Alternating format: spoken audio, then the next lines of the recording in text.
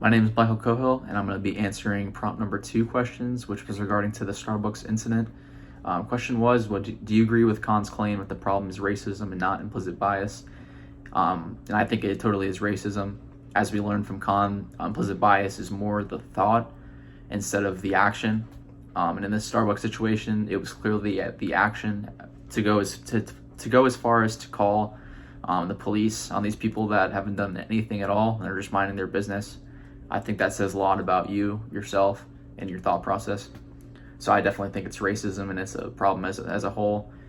And in the article, she does mention that it's implicit bias is something that we can't control, and it kind of happens to everybody. So question number 2 was talking about if I agree with the statement, if diversity management does more to insulate businesses from lawsuits than to increase the representation of minorities.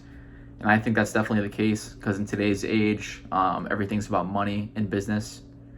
And I don't think that's ever going to change. But going into these situations, when you're facing a lawsuit, you're going to set up some management or some training.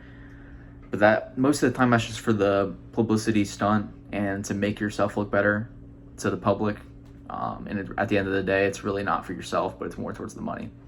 And question number 3 was talking about if a one-day training, what will that achieve at Starbucks for racial bias training?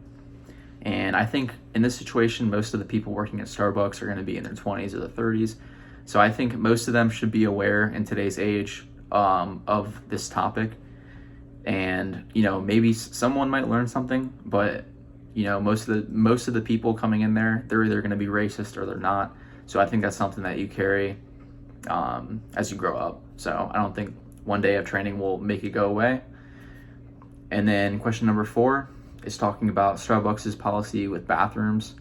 And I'm absolutely in favor of this, because I think all establishments should let you use the bathroom for free if you're not eating or ordering anything. Because simply for the fact that if you have to go, you have to go. And I think turning someone away that comes running into your establishment, having to go to the bathroom, I think that's just not a human thing to do.